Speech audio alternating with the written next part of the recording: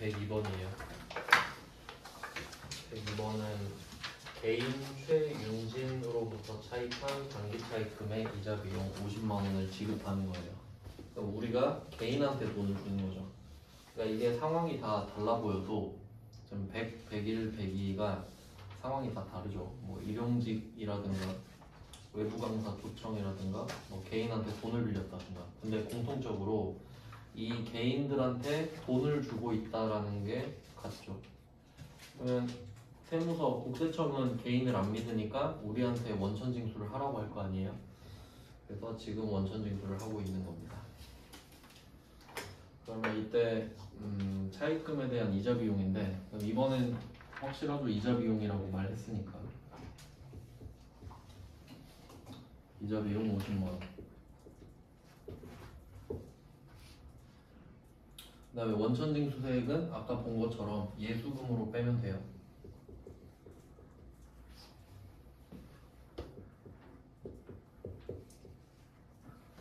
원래는 그 이자에 대한 원천 징수가 15.4%인데 여기서 이 개인은 그러니까 돈을 빌려주는 업종이 따로 있죠. 뭐 은행 같은 경우는 15.4%인데 개인이 은행이 하는 일을 지금 하고 있는 거잖아요. 그러면 약간 핸디캡 조로 해서 27.5%를 떼거든요.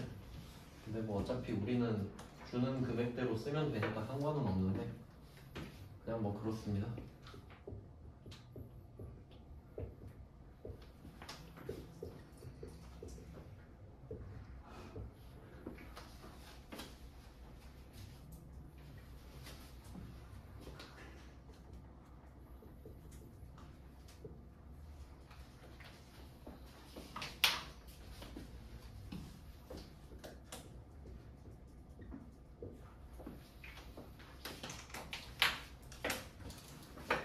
결국 원천 징수했다. 이게 포인트고요. 네, 100, 101, 102 다 똑같은 상황인데 그럼 이 세 개의 공통점, 가장 큰 공통점은 우리 회사 직원이 아닙니다. 우리 회사 직원 아니죠. 이제 103번으로 넘어가면 우리 회사 직원이거든요. 이제 이게 제대로 된 겁니다. 일부러 급여 명세서를 같이 넣었거든요. 그러면 왼쪽 급여 명세서는 생산부 쪽에 표시를 하시고요. 103번 문제에서 왼쪽이 생산부, 오른쪽이 영업부. 이거 체크하고 볼게요.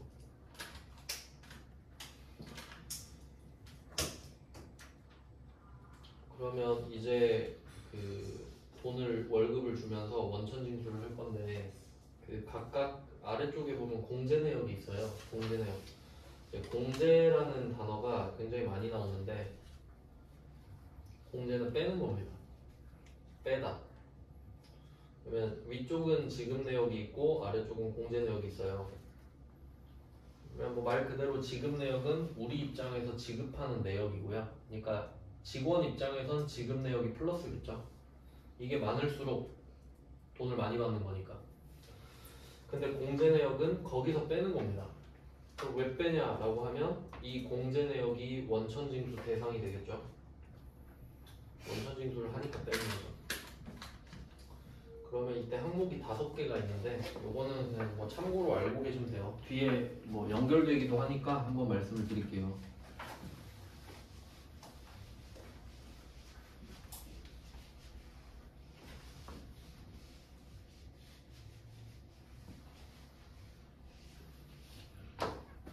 다섯 개가 있는데 일단 세금부터 볼게요. 세금 쪽은 소득세, 지방소득세. 이게 개인 입장이니까 돈을 벌면 국가에다가도 돈을 내고 그 자기가 속한 지방자치단체 있죠? 우린 광주광역시 거기에도 내요. 2개. 이게 세금 2개인데 이 세금 2개는 연말정산할 때 돌려받을 수 있어요. 연말정산할 때 돌려받을 수 있어요.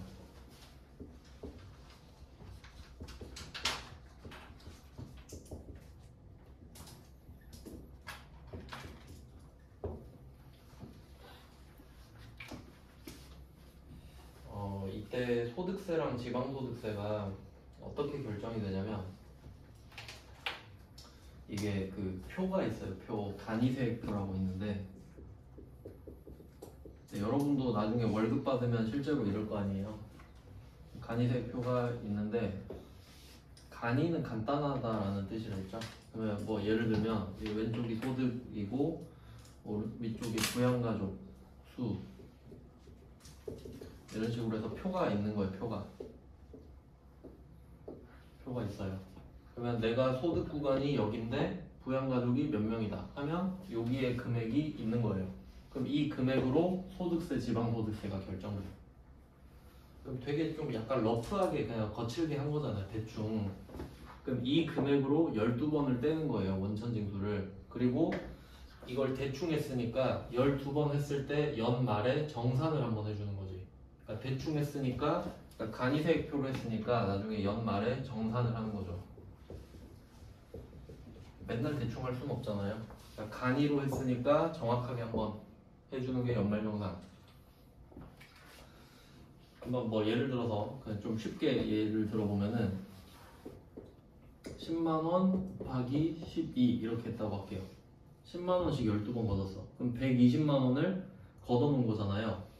근데 실제로 막 이것저것 해보니까 연말정산할 때 해보니까 이 사람이 세금이 내야 될 금액이 20만원인 거예요.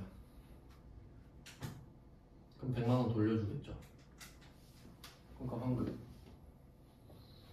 그러니까 연말 가면은 우리가 안 배워서 뭐 모르는데 그 뭐 신용카드 쓴 거, 의료비, 교육비, 기부금 이런 거 다 쓴 거를 다 세금 깎아준단 말이에요. 그러니까 일단 120만 원은 임시로 한 거잖아요. 그러니까 해보니까 이 사람 20만 원만 내면 되는 거야 세금을. 그럼 100만 원을 돌려주겠지. 그러니까 이게 환급 가능한 거예요. 이 금액은. 그러니까 이거를 잘 살려서 돌려받는 게 포인트죠. 연말정산은. 뭐 몰라도 돼요. 어차피 알아서 다 해주겠지 인사팀에서.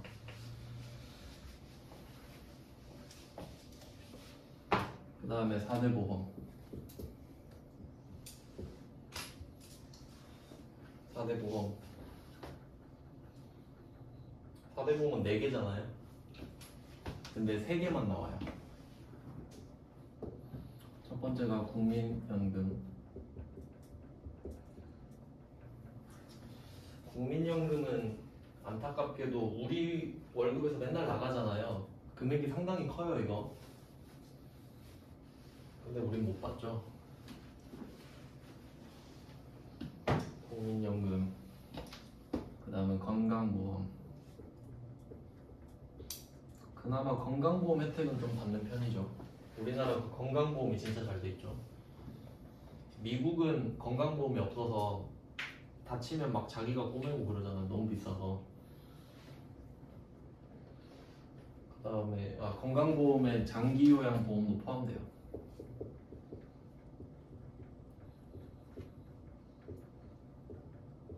두 개 합쳐서 건강보험이에요. 합쳐서. 그 다음에 세 번째는 고용보험.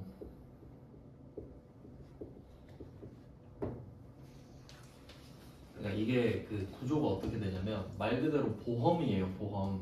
그러니까 일단 내놓고 뭔가 그 우리가 병원에서 돈을 쓰면 돌려주고 이런 식인 거잖아요. 근데 우리가 지금 회사 다니면서 월급 받으면 떼가잖아요.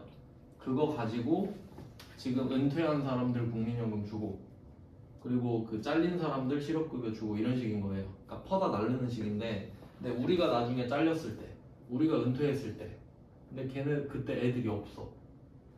그래서 못 받아요 우리 국민연금. 뭐 그냥 그렇죠. 그러면 4대 보험인데 왜 네 번째가 없냐? 산재보험이거든요. 산재보험은 회사가 100% 다 부담해줘요. 그러니까 회사가 내 산재보험료를 다 내줘요. 그러면 우리 월급에서 떼갈 이유가 없지.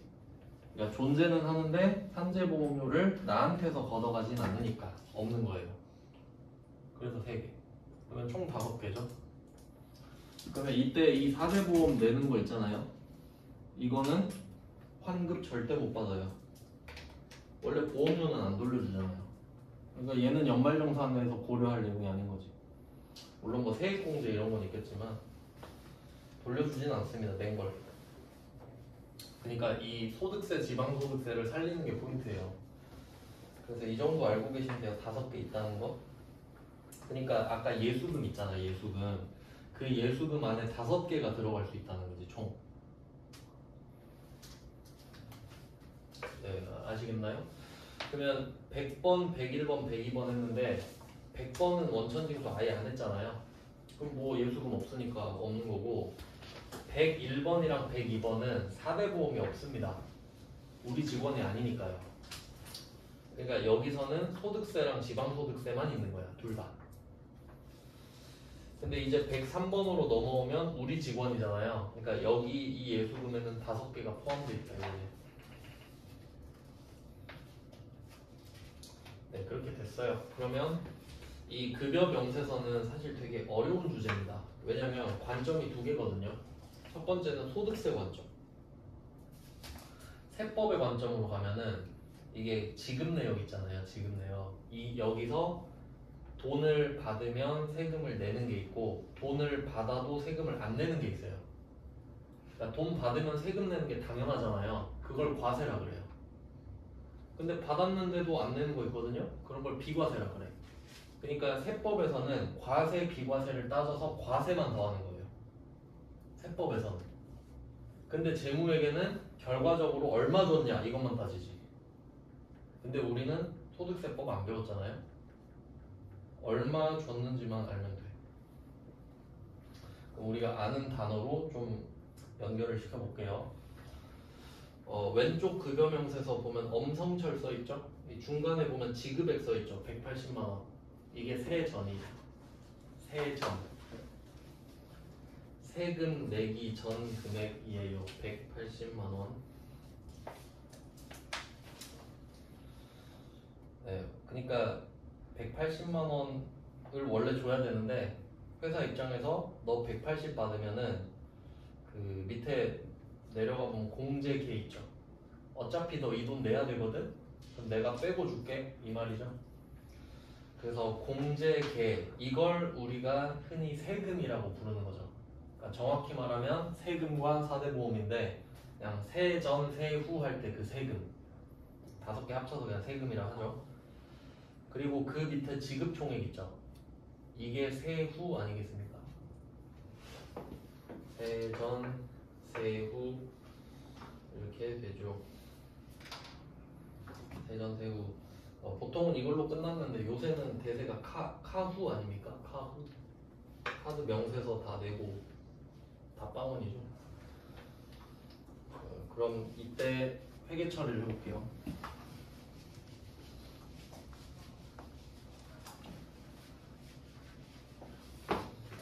자, 그럼 왼쪽 사람이 생산부잖아요. 그러면 생산부 직원한테 주는 걸 원래 임금이라고 그래요. 임금.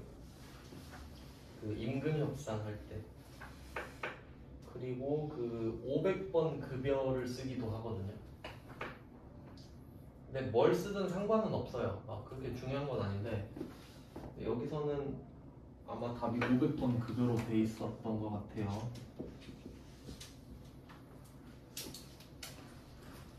500번 급여. 그럼 이때 여기에 들어갈 금액은 세전입니다. 회사 입장에선 180을 줘야 된다고 생각을 하잖아요. 일단 급여 하나 들어가고 그 다음에 오른쪽에 영업부 백도성도 있잖아요.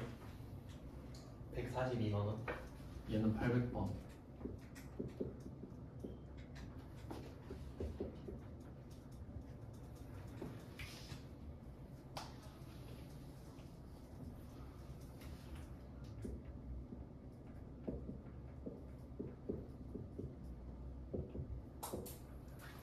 일단 세전 2개를 썼어요. 그럼 회사 입장에서는 이 금액을 쓰겠구나 라고 생각을 하는 겁니다. 인식하는 거예요.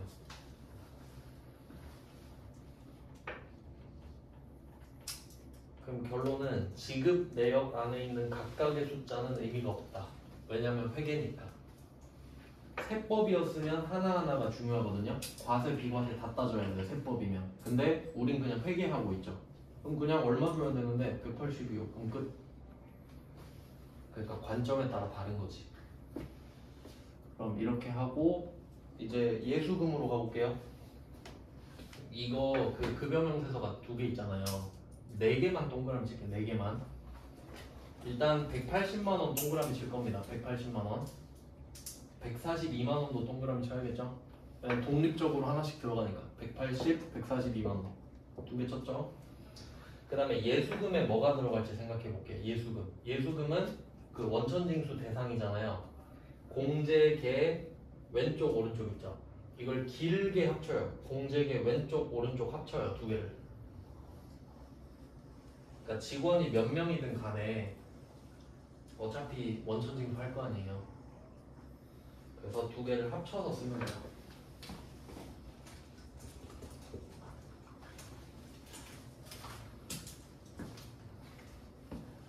158 840 더하기 117 400 이렇게 그냥 쓰면 되겠죠.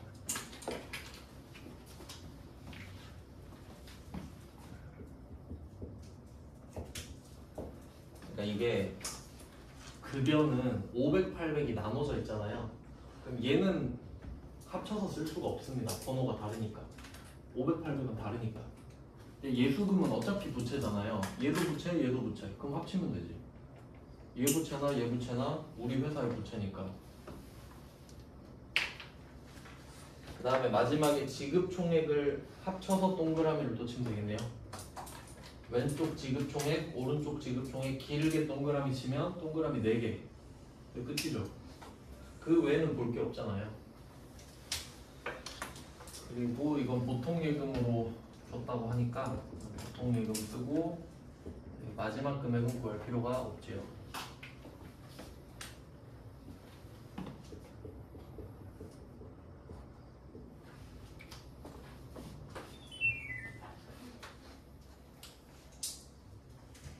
이게 가장 기본적인 문제입니다.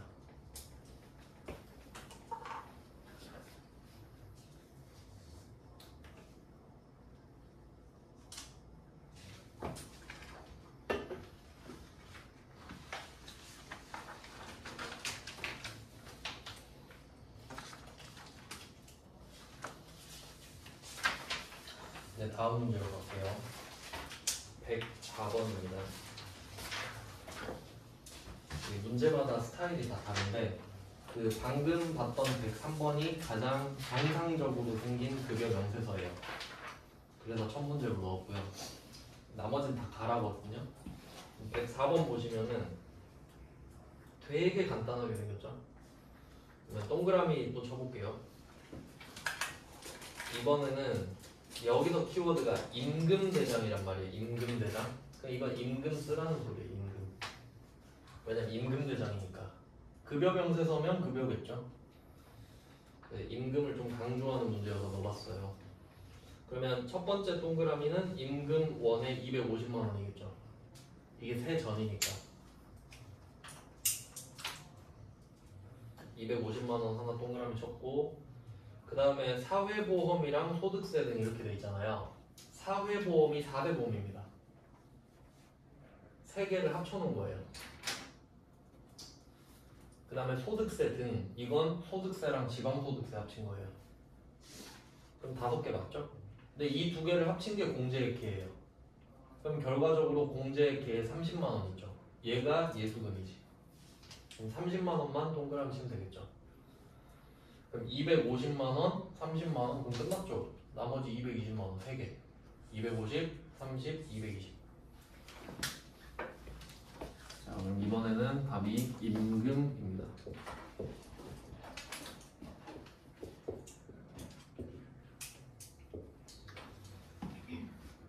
금액이 참 간단하네요.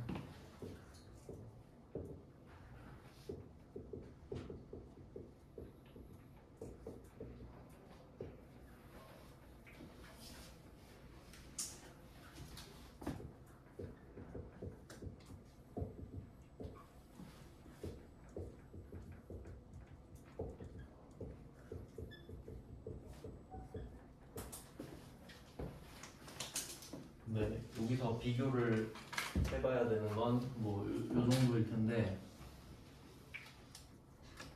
임금은 500번밖에 없기 때문에 번호 안 쓴 거예요. 800번 임금은 없어요. 그러면 왜 500번 급여도 있고 임금도 있냐라고 하면은 굳이 따지자면 급여는 생산직 노동자 아닌 사람들 거거든요. 그러니까 공장을 한번 생각해 보면은 공장 보통 생산직 직원을 블루 칼라라 그러잖아요. 사무직 직원을 화이트 칼라라 그러고 그러면 보통 블루 칼라가 임금을 받는 거예요. 근데 공장 중에 공장장 있죠. 공장장 블루 칼라이긴 한데 생산 안 하죠. 그런 사람들은 급여인 거예요. 공장장이나 엔지니어 이 정도 급 있죠. 간부들. 그래서 뭐 그렇게 나눠져 있어요. 별말 없으면 다 답인데 104번은 아예 임금이라고 말을 했잖아요. 그럼 임금 써달라는 소리겠죠. 그 다음에 105번입니다. 105번은 상여금인데 말 그대로 상여금이에요. 월급은 급여고 상여금은 상여금이에요. 밑에 영업부랑 생산부 나눠져 있죠. 영업부는 800, 생산부는 500입니다. 그리고 상여금 쓰면 돼요. 그냥 급여 대신에 상여금이 들어가는 거죠. 그리고 원천징수 구조는 똑같겠죠.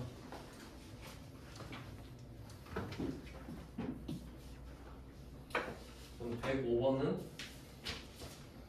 이번에도 뭐 동그라미를 친다면 50만 원이랑 90만 원은 당연히 들어가겠죠.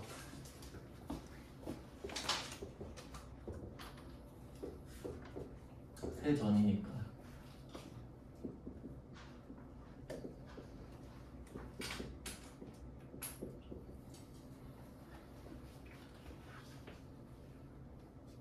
영업부가 800, 생산부가 500. 보통은 생산직이 돈 더 많이 받죠. 이렇게 해서 50만 원, 90만 원을 각각 동그라미를 쳤고요. 그 다음에 공제 합계 15만 4천 원 있죠. 15만 4천 원 하나만 동그라미 치면 되겠고 15만 4천 원. 그리고 오른쪽 끝에 124만 6천 원. 쓸 필요는 없지만 그래서 동그라미 4개입니다. 얘도 50만 원, 90만 원, 15만 4천 원, 124만 6천 원. 4개. 그래서 뭐 급여도 받고 임금도 받고 상여금도 받아요. 구조는 똑같아요. 4대 보험이 다 들어가니까.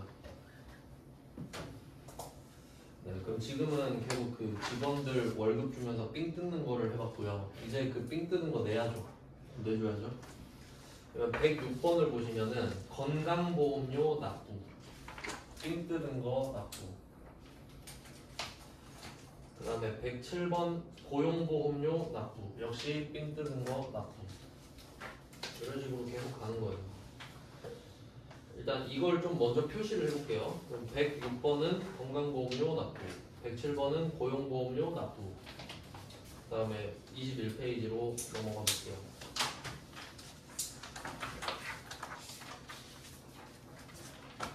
21페이지는 108번에 국민연금 납부. 3개 다 모았죠 이제? 국민연금, 건강보험료, 고용보험료. 이게 순서는 그 레이아웃 때문에 좀 이렇게 바뀌었어요. 자리 때문에. 그 다음에 109번. 109번은 소득세 납부. 여기서 소득세는 소득세랑 지방소득세 합친 거예요. 그러면 다 모인 거 맞죠? 자, 그럼 여기서 이제 생각을 잘해야 됩니다.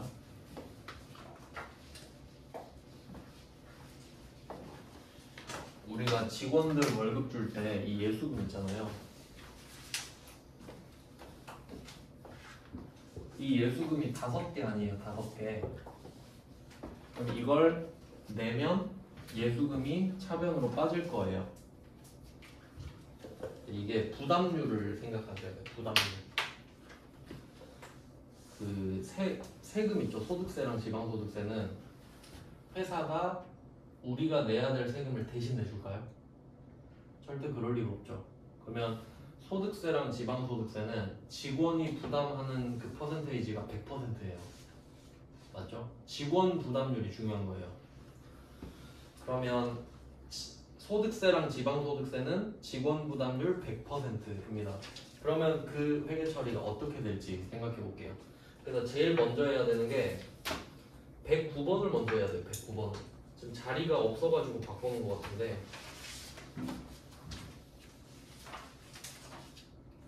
자 109번을 먼저 보겠습니다. 109번에 지난달 영업팀 임직원들에게 급여를 지급하면서 원천 징수한 소득세까지가 예수금이에요. 예수금으로 돼 있겠죠? 그 소득세 16만 원을 신용카드로 납부한다 돼 있습니다. 그러면 이때 이 예수금이 이쪽으로 빠지겠죠? 예수금 16만 원이.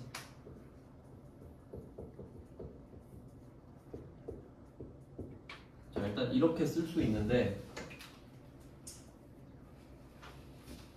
소득세는 직원 부담률이 100%라고 했잖아요. 그러면 내가 낼 세금을 회사가 다 갖고 갔었을 거예요. 그러니까 내가 16만 원을 내야 되니까 내 월급에서 16만 원을 빼놨을 거라고. 어차피 네가 다 내야 되는 거 아니냐. 그러면 이때는 예수금 16만 원으로 끝입니다. 내가 내고 끝. 그러니까 지금은 회사 입장이죠. 그러면 직원한테 삥 뜯은 것 중에 16만 원을 지금 내주는 건데, 이 16만 원은 하나도 안 아깝습니다. 왜냐면 어차피 직원한테 삥 뜯어놓은 거니까. 지금 우리 돈으로 내는 거 아니거든요. 그래서 데미지가 없어요. 회사 입장에서. 직원 부담률이 100%이기 때문에. 그러니까 추가로 회사 비용이 없다는 소리예요. 그리고 이게 신용카드로 납부했잖아요. 미지급금 아까 비슷한 거 해봤죠. 부가가치세 낼 때. 근데 요 문제를 보면서 이 생각을 또 할 수 있어야 돼요. 카드 수수료 0.8%. 여기도 나올 수 있죠. 그럼 수수료 비용 또 나올 수 있죠. 그럼 미지급금 커지겠죠. 그러니까 똑같이 응용을 할 수 있어야 돼요. 근데 여기서는 그냥 말을 안 한 거지 실제로 카드 수수료 있겠죠. 그냥 말을 안 한 거예요. 그러니까 항상 있겠구나라고 생각을 하시면 돼요.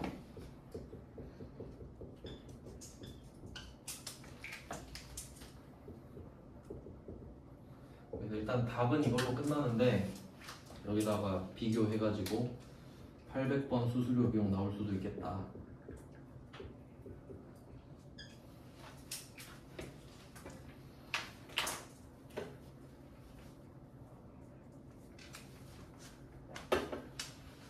이걸 왜 생각하셔야 되냐면, 출제자가 착하면 현금으로 납부했다 그래요. 그럼 현금 나오면 끝나잖아요. 근데 카드 나오면 미지급금, 카드 이름, 수수료도 낼 수 있지. 그러니까 그냥 카드로 낸다고 생각하시는 게 편하죠. 실제로 카드로 많이 내니까. 수수료까지 생각을 해보시고, 그리고 소득세는 쉽죠. 직원 부담률이 100%라 그렇거든요. 그럼 이제 다시 106번으로 돌아갑니다. 106번, 107번은 똑같아요. 106번이랑 107번은 완벽하게 똑같은데 그냥 이름만 다른 거예요. 건강보험료, 고용보험료. 그래서 그냥 넣은 거예요. 혹시 그냥 없으면 불안해할까봐. 그래서 106번만 풀게요. 106번만. 참고로 건강보험료랑 국민연금은 직원 부담률이 50%입니다. 이게 시험 문제 내기 좋은 거예요. 건강보험료랑 국민연금은 실제로 직원 부담률이 50%예요.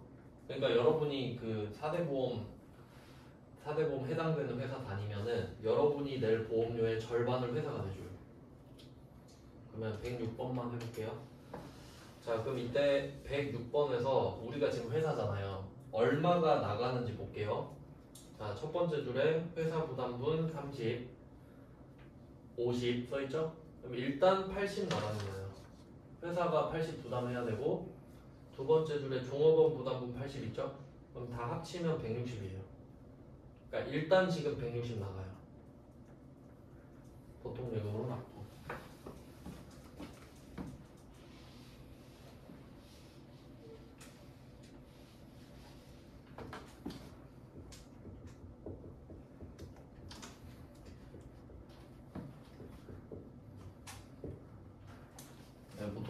160.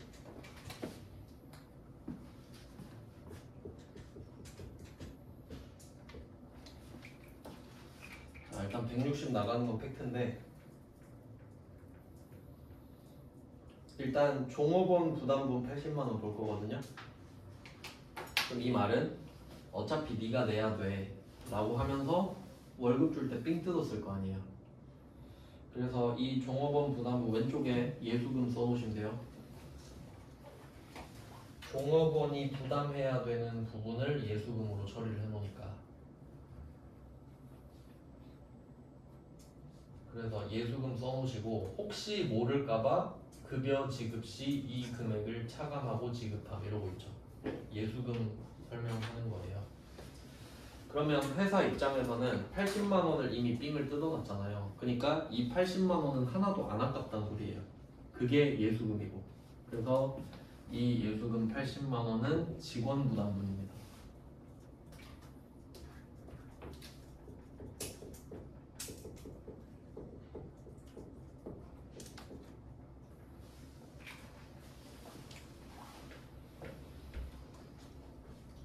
그럼 이건 아까 소득세 할 때도 나왔으니까.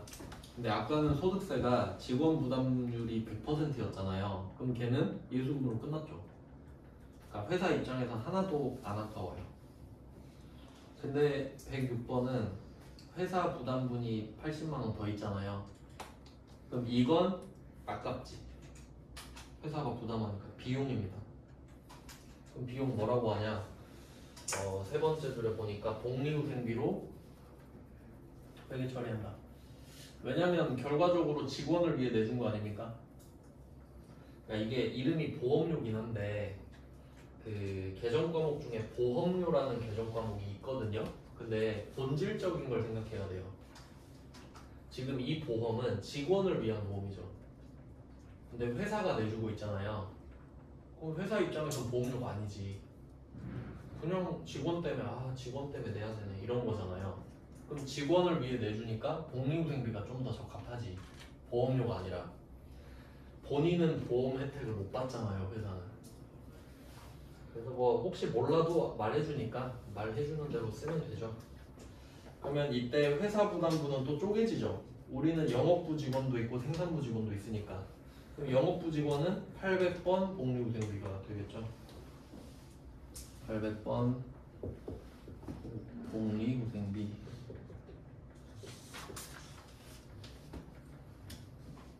30만원 500번 복리후생비 50만원. 자, 이렇게 하면 이 복리후생비는 회사 부담분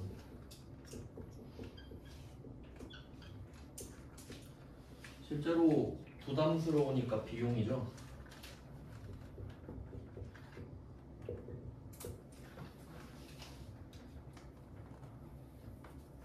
그래서 결론은 직원 부담분은 예수금, 회사 부담분은 비용이다예요. 왜냐하면 상황에 따라 이 복리후생비 대신에 뭐 세금과 공과를 쓰라고 한다든가 보험료를 쓰라고 한다든가 그럴 때도 있는데 그렇게 말하면 그렇게 하면 되겠죠. 비용이라는 게 중요하고요. 그리고 퍼센테이지를 보면은 예수금 80, 복리후생비 80이죠. 50% 맞죠? 정확하게. 그래서 107번은 똑같으니까 생략하겠습니다. 107번은 그냥 똑같거든요. 이름만 다른데 근데 붕괴도 똑같죠. 이렇게 되고 108번까지만 하고 끝내겠습니다.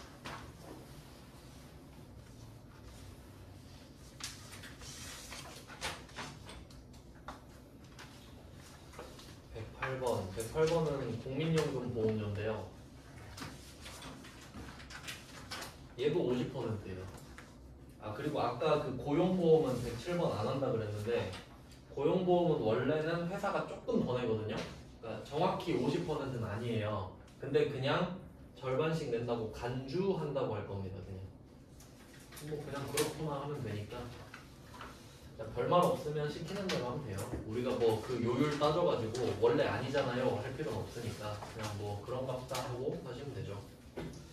자, 108번 이제 이게 조금 혼란스러울 수 있는 문제입니다. 그러니까 생긴 게 똑같죠. 박스 하나 있는데 밑에 연금 보험료 영수증을 줘버렸죠. 조금 더 복잡해지는데 그냥 이것만 확인하면 돼요. 108번이 9월 10일이잖아요. 그러니까 이게 월급을 한 달에 한 번씩 주니까 원천징수를 한 번씩 할 거 아니에요, 한 달에. 그러면 그거를 다음 달 10일까지 내야 돼요. 그냥 그렇게 정해져 있어요. 그러니까 예를 들면 제가 월급날이 15일이거든요. 그러면 우리 회사가 15일에 월급을 주고 원천징수 했을 거 아니에요. 그걸 12월 10일까지 내야 돼요. 그러니까 지금 9월 10일인 거예요. 뭐 그냥 그런 것다 하시면 돼요. 그리고 몰라도 상관은 없어요. 이거 보면은 연금보험료 있는데 그 중간에 220만 원 보이시죠? 220만 원 밑에 보면은 납부기한 써 있죠. 납부기한. 기한 한자가 끝이거든요. 끝.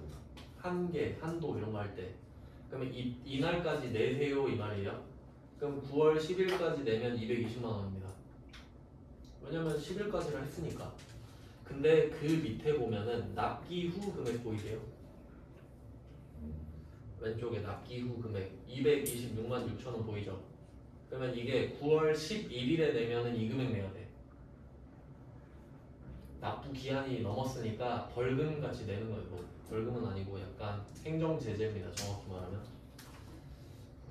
벌금은 징역이라서 그냥 과태료 뭐 정도? 그러면 납기 후 기한이 또 있단 말이에요. 그러니까 9월 11일부터 11월 10일까지는 226만 6천 원이고 그 뒤로는 더 내요 또. 그러면 만약에 이게 9월 11일이면 분기가 복잡해지거든요. 근데 오늘이 9월 10일이죠. 그러면 아까 하던 대로 똑같이 하면 돼요. 왜냐면 우리는 그냥 하던 대로 220만 원만 내면 되지 않습니까? 근데 문제는 이거 아닐까요? 9월 11일로 주면 어떻게 할 거냐가 문제인 거잖아.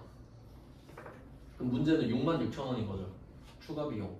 그러면 220은 똑같아요. 지금 제가 적어드린 거랑. 금액만 110, 70, 40 하면 되잖아요. 그럼 만약에 6만 6천 원은 어떻게 되냐면 얘는 뭐 잡손실로 해도 되고 세금과 공과로 해도 돼요. 참고로 그냥 적어도 돼요.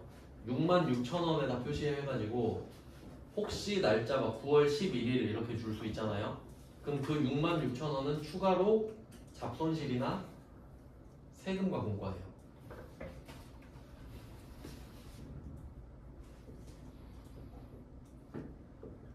근데 보통은 세금과 공과 쪽이 우세하다고 보시면 돼요.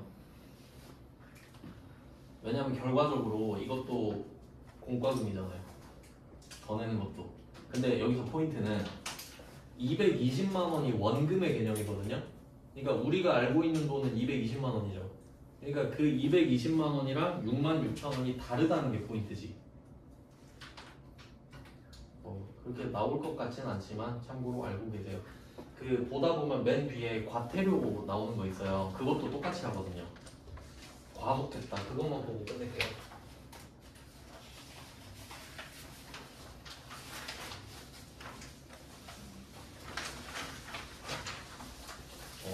다 30페이지인가? 그걸 뭔데? 30페이지. 30페이지 159번 맨 밑에 보면은 얘도 비슷하단 말이에요. 159번을 보면은 교통법규 위반했다. 과태료 냈다.